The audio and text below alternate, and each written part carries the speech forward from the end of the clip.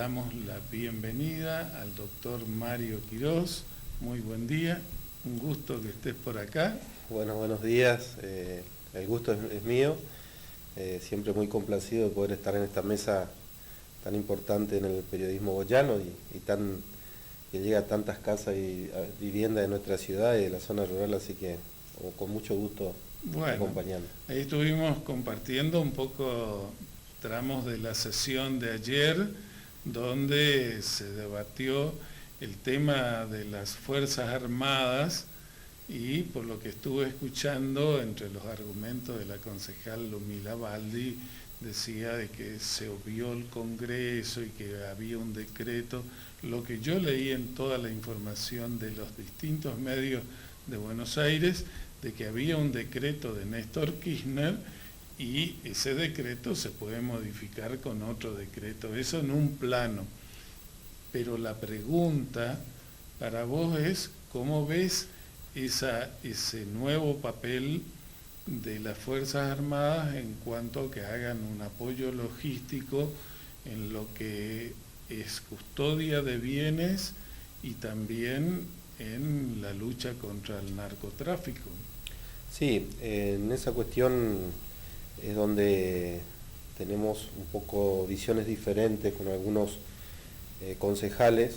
De hecho, en algunos me acerco mucho a la del doctor Zapata, en donde hablamos de que la problemática como vos mencionabas, del narcotráfico es un problema que se instaló en nuestro país y en nuestra provincia aún más, y es una problemática que de alguna manera hay que trabajar todos juntos para poder erradicarlo, porque está visto que si esto avanza, nos vamos acercando a países latinoamericanos que tienen un problema muy complejo en este sentido.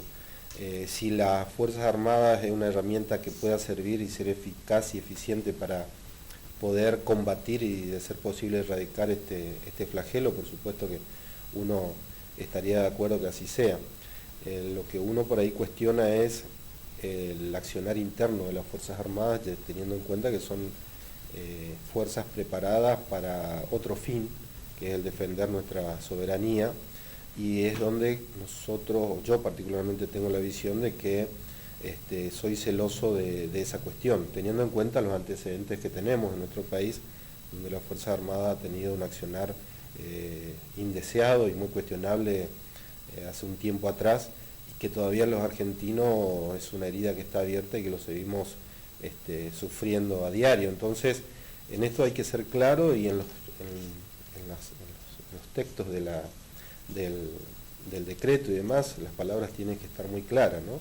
¿Cuál va a ser la función? Si la función de las Fuerzas Armadas es combatir el narcotráfico, en ese sentido trabajar y colaborar con las fuerzas de fronteras, colaborar fuertemente en el sector interno para erradicar este flagelo, naturalmente yo creo que ningún argentino estaría en contra de ello, pero que eso abra una ventana para que las Fuerzas Armadas empiece a accionar en otro sentido, por supuesto que es desde ahí, yo particularmente y muchos concejales con el que he tenido la suerte de hablar, en ese sentido están en contra, ¿no? Ahora, te pregunto, sin entrar en polémica, ni armemos una discusión de esto, no porque no quiera discutir con los concejales, me encantaría, pero ¿por qué temas así tan fundamentales lo tiran en una propuesta sobre tabla donde, por más de que vos estés informado y tengas datos referenciales del tema, una cuestión como eso implica que por lo menos en equipos y con gente que conoce del tema, vos te puedas formar una opinión? No es algo que vos me podés plantear, Luis, ¿qué opinás de tal cosa?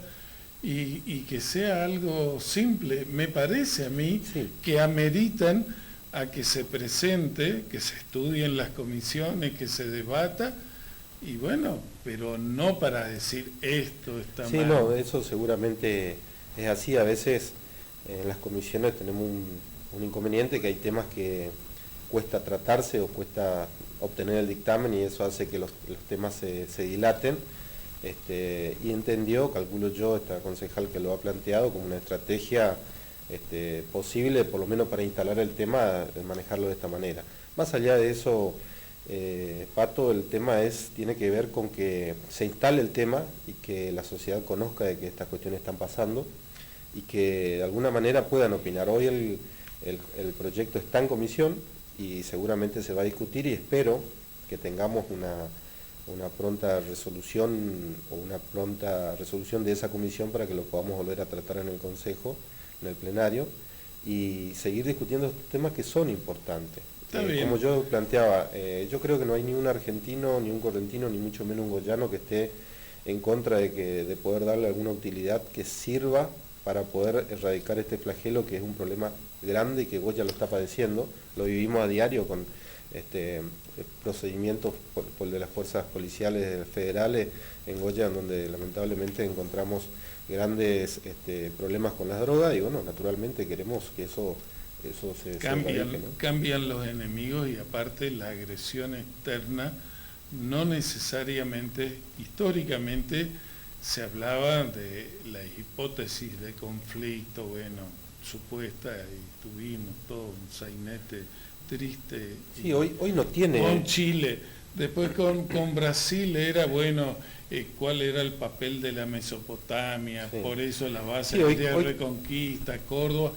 Había todo un esquema de conflicto con países limítrofes. Sí, hoy coincidimos en que la Argentina no tiene hipótesis de conflicto, creo, con ningún país, salvo el caso del submarino, que todavía no está resuelto cuál fue la problemática que ha llevado a que ese submarino colapse. Se habla inclusive de un ataque externo. Me parece que sacando eso de lado, el resto creo que la Argentina hoy con los países limítrofes por lo menos tiene resuelto. Como bien decía, el canal de Beagle fue el último conflicto con un país vecino que tuvimos, que fue con Chile, que felizmente lo resolvimos a través de la vía diplomática y de lo que fue el arbitraje internacional, ¿no? De aquel arbitraje tan importante del Papa, que ha resuelto un conflicto que casi nos lleva a una guerra indeseada por la mayoría de los argentinos y los chilenos, creo yo, ¿no?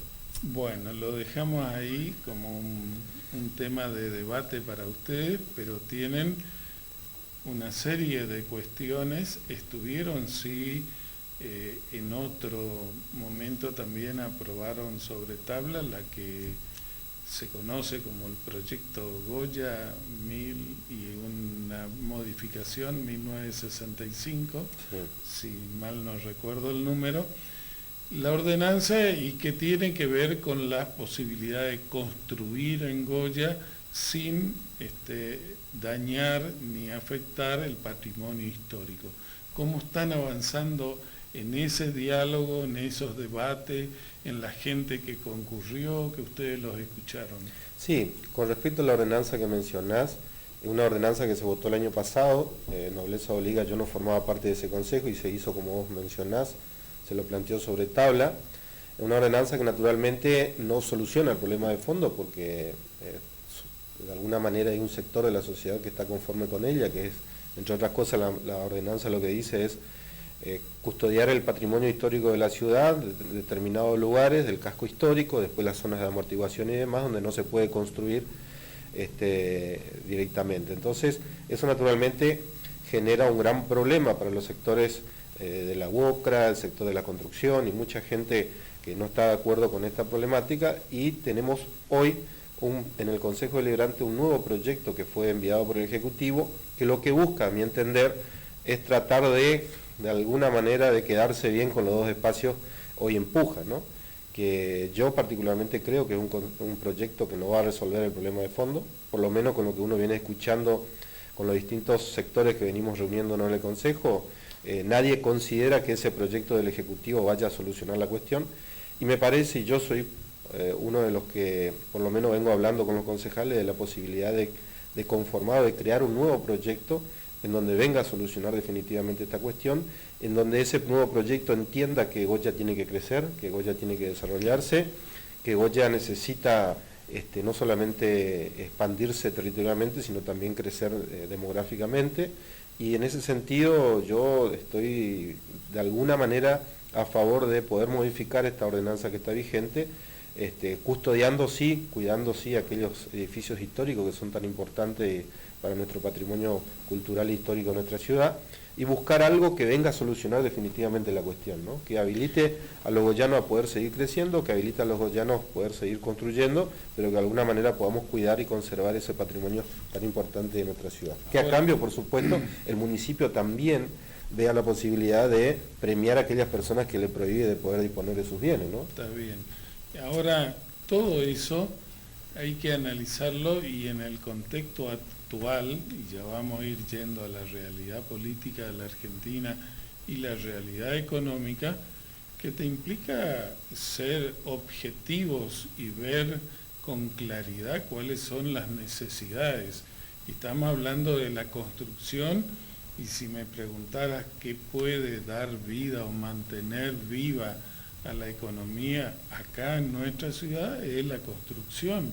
A partir de ahí se relativizan todos los otros recursos y la cantidad de mano de obra comprometida. Así que es una cuestión todavía hoy mucho más importante que hace unos meses atrás. Sí, sin duda. En el país lo demuestra que el motor que está todavía funcionando y funcionando, que goza de buena salud, es el rubro de la construcción. En Goya, sin ir más lejos, está habiendo una explosión en ese sentido, y me parece que nosotros tenemos la responsabilidad y la obligación de acompañar, porque como vos bien mencionás, es una fuente de trabajo que se genera, que es muy grande y que de alguna manera viene a amortizar esta cuestión económica por la que está atravesando nuestro país. Por eso digo que la cuestión del proyecto del intendente que fue enviado por el Ejecutivo Municipal no viene a solucionar la cuestión de fondo, y estamos trabajando con los concejales, yo particularmente hablando con cada uno de los concejales, de ver la posibilidad de plantear un proyecto nuevo que de alguna manera venga a solucionar esta cuestión, que habilite a Goya en su crecimiento y que también contemple a aquellas personas que heredaron posiblemente un patrimonio histórico que no va a poder disponer de su bien, de que el municipio de alguna manera haga un aporte económico para poder sostener ese edificio, y que ese dueño que no puede disponer de ese bien de alguna manera se vea beneficiado de algo, porque también estamos rayando en aquello que tiene que ver con la propiedad privada, ¿no? Una persona que no pueda disponer de sus bienes, que posiblemente lo heredó, es lo que yo planteaba en el Consejo. Generalmente los patrimonios históricos se heredan, y posiblemente los padres o los abuelos de los que fueron dueños de estos bienes gozaban de otro nivel económico, de otras posibilidades económicas que sus herederos, y a veces se le hace imposible sostener a sus herederos esos bienes. Entonces es el municipio, el Estado se tiene que hacer presente y acompañar para lograr el sostenimiento de ese bien, que no es poco el recurso que se necesita para mantener un bien que tiene sus años, ¿no? Hoy la realidad política, esta que parece una serie superadora de Netflix, todos los días nos va tirando capítulos sorprendentes, cada noche te deja con la expectativa de la nueva temporada y nuevos capítulos, donde la corrupción, toda una estructura montada y mimetizada en supuestos objetivos políticos, pone a consideración de toda la sociedad que estamos padeciendo toda la consecuencia de esa corrupción. Políticamente, como perteneciente al Partido Liberal, ¿cómo ven ustedes esto que está apareciendo en el escenario? Porque hay sectores políticos que directamente niegan, hablan de persecución, de que son perseguidos políticos, que hay otros objetivos, y que no es esa realidad que estamos viendo todos los días. No, la cuestión es muy simple, Pato. Si hay un hecho de corrupción, no importa de quién fuere, tiene que ir ante la justicia, y la justicia tiene que definir el destino de esos actores. No hay duda de que si eso existió, si de lo que se hable de la justicia resulte la culpabilidad, tiene que cumplir con lo que corresponde y devolver lo que se llevaron de manera mala vida. De eso nosotros, por lo menos en nuestra perspectiva, no vamos a avalar bajo ningún concepto de ningún tipo de corrupción, digo, ¿no? Ni de los de otros, ni los actuales, ni de los que puedan llegar a venir. Ojalá que así no sea. Yo lo que veo con mayor preocupación, más allá de esa realidad, es el escenario político que tenemos para el año que viene. ¿Qué hemos hecho los políticos en todo este tiempo para poder ofrecer a la sociedad una alternativa que sea superadora a todo esto, que lamentablemente tiene, cuando menos, huele muy mal, ¿no? Yo decía, ¿quiénes serán los que el año que viene van a hacer las propuestas del año que viene? Cristina, Massa, Macri de nuevo. ¿Qué hemos hecho en estos 4 años? Por lo menos los que somos jóvenes en la política y soñamos con una realidad distinta, para no poder darle a nuestra sociedad una oportunidad distinta, una alternativa distinta y que sea superadora. Entonces eso habla de una crisis, habla de un fracaso del arco político, de que lo que viene lamentablemente va a ser la opción del menos malo nuevamente y no lo mejor, o votar a lo mejor para nuestro país. Entonces estas son las cuestiones que me parece que tenemos que a los políticos por lo menos nos debe preocupar, de poder construir alternativas a que sean superadoras de estas cuestiones que lamentablemente está demostrado, no solamente en el escenario de los gobiernos pasados, sino en el presente, de que hay cosas que huelen mal y que no están bien y que de alguna manera hay que erradicar. Yo por supuesto festejo que estas cuestiones se estén dando porque de alguna manera se sincera algo que me parece se viene dando hace mucho tiempo. Campañas políticas que son extremadamente costosas, que lamentablemente termina ganando las elecciones aquellos que cuentan con mayor recurso para poder convencer al electorado, y no debería ser así. Entonces eso tiende o abre un escenario o una ventana muy grande a que estos actos de corrupción se termine dando, y me parece debemos pensar en el cambio a futuro de esta realidad. Ahora vos fíjate, porque vos como parte del sector político, participante de política, todas las acciones de ustedes están muy devaluadas a conciencia y a consideración de la ciudadanía en general, porque si en algo hay que ser justo, es que no se trata la alevosía, creo, el nivel puede ser que ahora nos sorprendan o nos asqueen algunas cosas,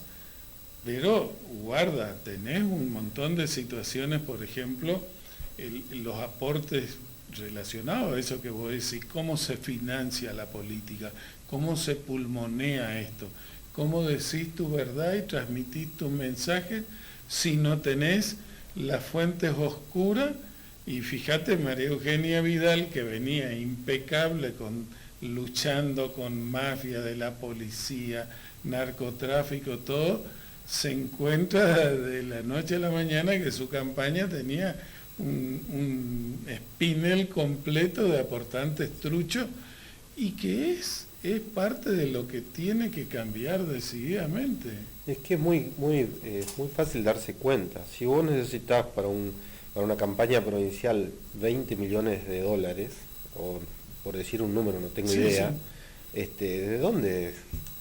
Bueno, si va a decir 20, por eso digo, decí más, porque ahora que vemos los bolsos a cada rato, por eso tenemos que 20 millones es un cambio creo de bolsillo. Que la gran responsabilidad que tenemos los políticos, los que nos participamos en política, es en cambiar esta realidad, en hacer las reformas políticas necesarias, en buscar la manera de que cualquiera que ambicione ocupar un cargo público lo pueda hacer y que no necesariamente debe contar con un volumen de dinero tan grande, que esté dentro de las posibilidades de una persona común. Y creo que es el gran desafío que tenemos a futuro. Como vos bien decía, María Eugenia Vidal es una mujer que viene trabajando mucho por la provincia de Buenos Aires, que ha trabajado muchísimo en poder ser, en demostrar su tarea de incorrompible, ha hecho un trabajo enorme y muy bueno con respecto a la policía de la provincia de Buenos Aires, muy fuerte y muy aguerrido, que se necesitaba. Pero bueno, estas cosas que terminan explotando terminan demostrando que no cambia mucho de la realidad. Son estrategias o técnicas distintas, sí, que se utilizan, innovadoras, pero que pueden ser por una dádiva, que un retorno de una obra pública, o puede ser por aportantes truchos, pero que en definitiva son dineros mal habidos que lamentablemente empañan a la política y empaña a aquellos que entendemos por lo menos que la política es un ámbito de servicio, donde uno tiene que llegar por un tiempo determinado, entregar lo que puede dentro de sus posibilidades, su sapiencia, su conocimiento, su buena predisposición, y entender que uno tiene que volver después a su casa a trabajar de lo que siempre hizo.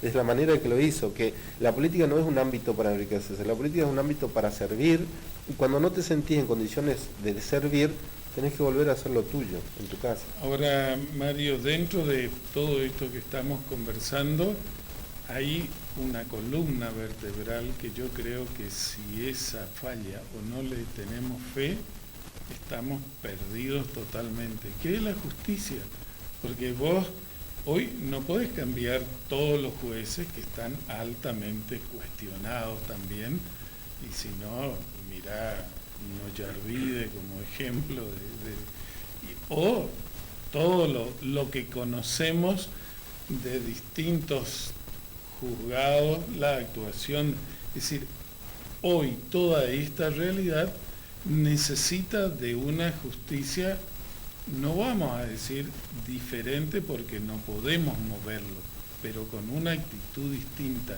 ¿Qué opinión tenés? ¿Qué fe tenés en que pueda avanzar la justicia? Sí, yo tengo la esperanza de que la justicia se anime y recupere esa bandera que siempre lo ha tenido de su imparcialidad absoluta en búsqueda y el trabajo incesante en búsqueda de la verdad.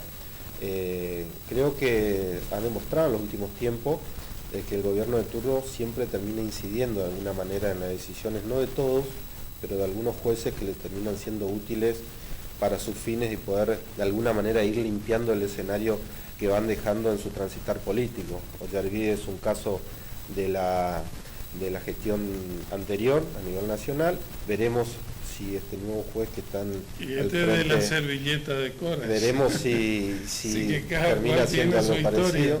Pero naturalmente yo creo que la justicia tiene que hacerse una autocrítica muy fuerte y empezar a trabajar, porque es lo único que nos queda. La justicia es la que dispone de nuestras libertades o no, es la que dispone de nuestros bienes o no, en definitiva es la que dispone de los conflictos que tenemos los ciudadanos en el transitar diario de nuestras vidas. ¿En quién vamos a depositar la confianza si no en la justicia? Entonces, más que nada es un deseo que yo tengo que volvamos a recuperar esa confianza, porque además yo trabajo con la justicia, soy un auxiliar de ella, y también doy fe de jueces probos, imparciales, buenos, ocupados y preocupados por su realidad y que trabajan muy bien. O sea, a veces, lamentablemente, un conjunto de jueces por ahí con no buena reputación termina empañando el trabajo de muchísimos buenos magistrados y trabajadores judiciales que hacen su trabajo y lo hacen muy bien. Mario, ha sido un gusto que estés por acá. Esperemos contarte dentro de poco otra vez para ir charlando de diferentes temas. Aparte, yo creo que cada partido político tiene que decir de frente a la sociedad: yo no estoy con estos corruptos. Si estos corruptos son corruptos y la justicia lo determina, que se pudran en la cárcel, que hagan, que venga el castigo. Es decir, no tener una actitud dubitativa ni, peor todavía, en mucha fuerza política que están apañando y bueno, son próceres que están perseguidos políticamente. Es decir, acá hay que ser claro en el mensaje, porque eso le vamos a exigir nosotros como ciudadanos cuando vengan con las candidaturas el año que viene. Así es, así tiene que ser. El que milita en política y el que ocupa un espacio público tienen que entender que está para servir, que es un empleado de la sociedad, y si eso no lo entiende así o no cree que debería ser así, me parece que debería dar un paso al costado. Y decirle a los jóvenes políticos, independientemente de los partidos que militan, de que nuestra responsabilidad también en nuestra ciudad, dentro de 3 años, de poder generar alternativas al electorado de nuestra ciudad. Necesitamos una renovación en el escenario político, necesitamos nuevas ideas, nuevas propuestas, sangres jóvenes que vengan a comprometerse con nuestra ciudad, con nuestra provincia y por qué no con nuestra nación, para poder de alguna manera ir cambiando algo que lamentablemente viene demostrando a través de los tiempos que no vienen funcionando bien. Y la manera de cambiar esa realidad es el compromiso, el redoblar los esfuerzos, el trabajar cada vez más para poder lograr que estas realidades cambien y no dejar de creer y de confiar en la política, que es una herramienta por excelencia del cambio. La política es el lugar, es la herramienta, es el escenario ideal para poder cambiar nuestra realidad para bien. Así que sigamos trabajando en ese camino. Muchas gracias por la entrevista. Bueno, gracias a vos.